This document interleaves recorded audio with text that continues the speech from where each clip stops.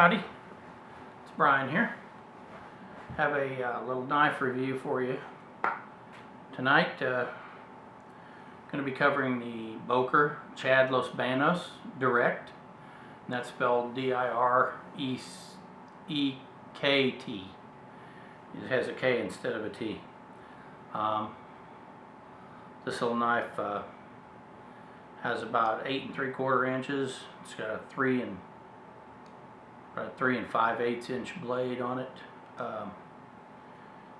This is it right here. Yeah, good look at it here.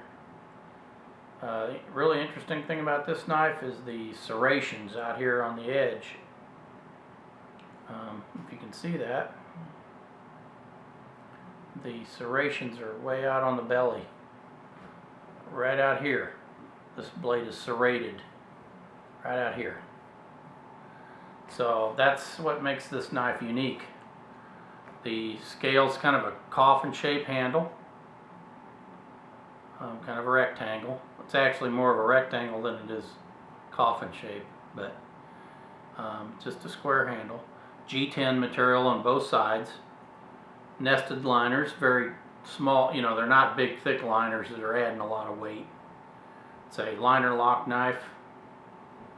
Has the flipper for opening. It's one reason I bought this, because I've got some Kalashnikovs. They're not really legal in Missouri, but I have to use my wrist to flick this open with the flipper. People with longer forefingers, you know, can probably flip this thing open with just their finger. I have a little trouble. I have smaller, shorter fingers, and this knife fits me very well. Consequently, you see, my fingers fit right in these channels here. They fit right in there like a glove. And my forefinger fits in this notch right here very well. If you had real big hands,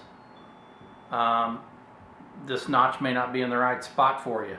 Small to medium sized hands, this thing's going to fit you like a glove. It's got very aggressive jimping on it, and very radical. Thumb goes nowhere on those things. They're very sharp machining. So, and then you've got this little ramp on the blade here, also locks your thumb in.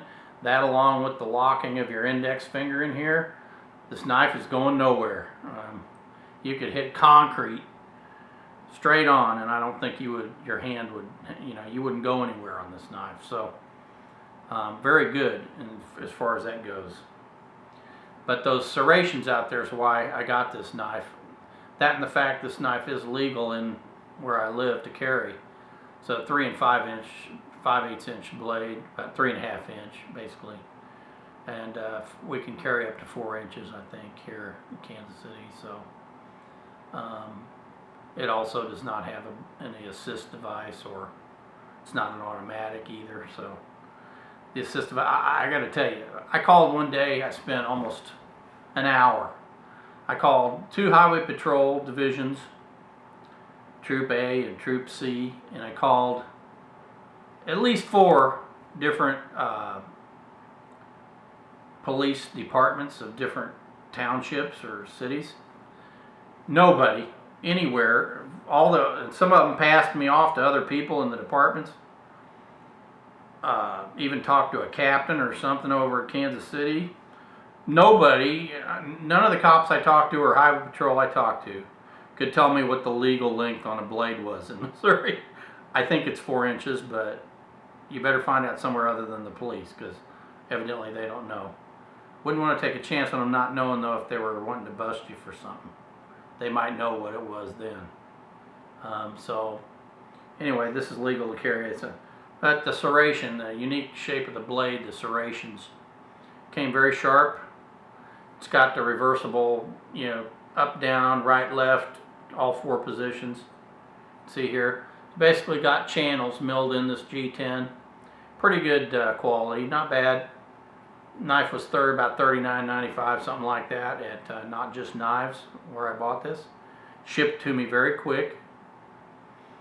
I thought originally when I got this, maybe somebody had been carrying this knife for a while. I mean, the blade looked like it had never been used, but there was a bunch of wear here by the thumb stud, like somebody had been opening it for about a year. You know, and I put G10 on there, the oil cleaner, and let it sit, and I still had little smudges. But I found out just a few minutes ago, this box is all crushed in. The thumb stud's been wearing on this box. The knife's been banging around inside this box. It wasn't packed very tight. It just sloshes around in here. And that thumb stud and that blade's been rubbing up and down on this box in shipping, evidently. That's why it looked like it was worn, like somebody had been using the thumb stud. But other than that, quality's good. There's no blade play either way. In the channels here where the G10 is milled, there's some small circles occasionally in there. Almost looks like a stain. It's not too bad, like actually indentation in there, but those are tooling marks from the router, the CNC router they used to create to route the channels out of the G10. It left some tooling marks on it. I don't know where the knife was made. Most of them say China on them, but this one doesn't. You'll see different stampings on these blades. Some of them are marked Boker down here, Boker Plus. This one's marked up here. This one says CD here. Some of them say CD up here. I've seen several different iterations of this. Some of them have like a little Kalishnikov screw here. This one doesn't have that. So it didn't exactly match the picture. You can get a look at the blade shape there. It's a pretty radical little blade. It's a modified clip. It's kind of a spear point. I don't know what you'd call it, but the serrations being out here on the belly is what's unique about this blade. Pretty high quality, other than the markings on the handle from the tool marks. Not functionally any problem, but you know, if I'd paid $100 for this knife, I'd probably not be real happy. But for the price point of this knife, those little circles on there don't bother me too much. They may even go away with time and cleaning. Those probably will fade, those tool marks, but pretty good little knife. My EDC has been my SOG Trident, and I'm going to compare these two knives for you. Excuse me, my back's starting to kill me here, but here's these two knives. You can see they're very similar blade size. Even the shape's similar. This is more of a modified Bowie design. I like that SOG. I really like the tenifer finish that's a plating on this. This is not painted. This is a tenifer plated. And this plating wears like iron. I've been carrying this knife 2 years and it still looks pretty good. This is more of a paint on this. This is not going to wear like this one. But the handle and everything is very good stuff. And it's 440C steel, which is good. Pretty similar. This is AUS 8 in this one. But I prefer, you'll notice cold steel, a lot of these manufacturers just paint their blades. They should all use this tenifer finish. Like SOG does, it's a plating process instead of being painted. So anyway, that's the two knives. You can see they're pretty similar. The SOG, even the handles are about the same length. Very similar. Now the SOG does have the seat belt cutter. It's going the wrong direction for how it would cut best, but it does have it. The other complaint about the little SOG, I got this at Walmart for 50 bucks. Then with tax, you're looking at about $56. This one was about $45, $46 shipped to my door. About a $10 difference. This one's an assisted knife, so it's kind of on the borderline as to whether this would be legal here. Been carrying it 2 years though. Since the cops don't seem to know what any of the rules are on the knives, I'm not too worried about it. But this adjustment screw on here gets loose, however. And that's a problem I've had with this. You get it tight enough so you don't have a bunch of blade play or wobble. See, this blade wobbles. I don't know if you can see that or not, but the blade freaking wobbles. Now if I tighten that real tight so I don't get any blade play, then it's too tight for the spring assist to work. The spring assist is pretty weak. So it's kind of a hassle. You know, I'm always jacking around with the screw trying to get a good trade-off between the, and you only got to open it 6 or 7 times for it to get loose if you do adjust it. So that's been annoying ever since I got it. I don't use my knife a whole lot, so I usually carry a smaller knife. Like I carry this little Urban Pal, or this is a mini Urban Pal from Cold Steel. This is a very high quality steel. I think they say it's AUS 8. I'm going to tell you right now, you have different qualities of steel and different qualities of heat treat. This Cold Steel knife is made in Japan, not Taiwan. And this is what I would call surgical steel. This puppy here is not going to get dull on you. Most of the blade is serrated. Pretty sharp little knife, and you really get a lot of, you can really slash with this thing, man. I'm telling you, when you lock it in like this, be surprised how fast you can you can really cut a lot better than you can on a knife with a handle like this. Because you can just, you can slash quickly. You know, you can just rip. And this is the mini Urban. They make a regular Urban Pal that's bigger. But I carry this on me, so I don't really use the SOG that often. I use a smaller blade to do most of my cutting, but I've been carrying that SOG for 2 years, and it's held up real good. And this is a very similar quality knife.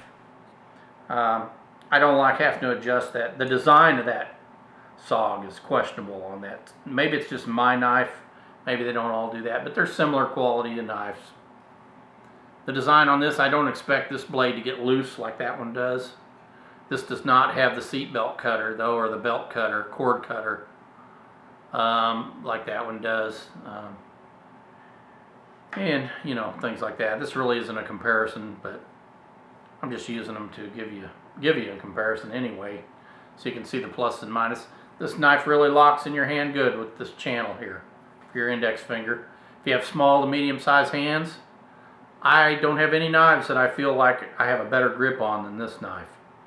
Very solid in the hand. Came out of the box very sharp. It's 440C. So if the heat treat's good on it, it'll be great. It's similar to AUS 8 really. If the heat treat is good. And like I say, you just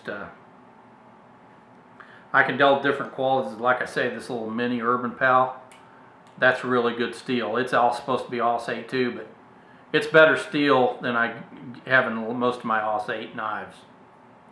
So anyway, I have to use, you can see that comes out with a lot of authority. It sounds good when it opens. I like that. But I have to use a little centrifugal force to open it. My finger's not long enough to get it to flip open. Most people can flip it right open. Hey, there it went. Huh, how about that? Anyway, once is a charm. Anyway, that's it. Little Chad Los Banos. I'd say it's about 4.5 ounces. 4 ounces maybe. In other words, it's a little bit heavier than the SOG. Because you got this flipper. You got more metal. With these flippers, you got a pretty big hilt. You got a little bit, now they're about the same size thumb studs, but I don't know. But you can see they're both about the same thickness. This one might be a little bit thinner in some areas, but they're both really well built knives and blades. They're strong. Pretty similar in some ways, really. But pretty happy with this knife overall. Really am, so far. I wish it had the black tenifer finish. I wish Cold Steel would use the black tenny finish too. You know, these knives like these Boker Pluses and Cold Steel, they make a quality knife, and they need to come up with a quality finish. Black paint don't cut it. So anyway, I'd rather have a plain blade than one that has black paint that's going to wear off. You know, it just looks like shit. You know, looks cheap. So I wish they'd fix that problem. Either leave them bare or put a decent plating on it, like tenifer. So I think that's about all I got on this knife. Once I stop the video, I'll probably remember 6 or 7 things I forgot to tell you, but this is it. Rectangle handle, or kind of a coffin shape. It's really more of just a standard rectangle. G10. It's got nested liners in there. They're pretty small liners, so don't add a lot of weight to it, but you do have the liners in there. And I don't know how much of a liner you got in this knife, not much. So that's probably the weight difference in these two knives. Plus you've got a lot of steel here in this hilt area. This thing is really thick, this hilt. And that adds about 2/10 or 3/10 of an ounce.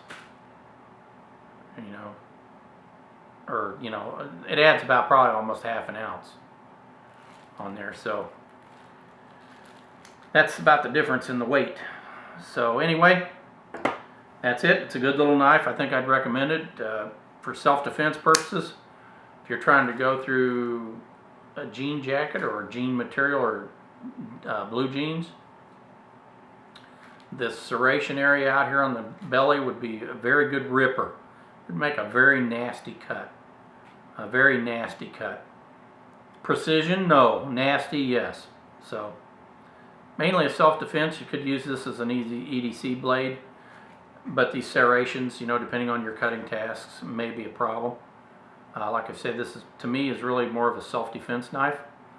Or, if you cut rope a whole lot, or that's like suspended and you got to cut like this might be pretty good for that too. So you just have to kind of fit it to your situation, but very good. I use it in the EDC. It's primarily a self-defense knife in the medium size category. And that's going to complete my review. Like I said, I bought this at Not Just Knives. Came in about 3 days from when I ordered it. It shipped the next day and it got here in 2 days. So, and basically $5, $6 shipping. So, pretty happy with that. Anyway, I think that'll conclude my review. Thank you very much.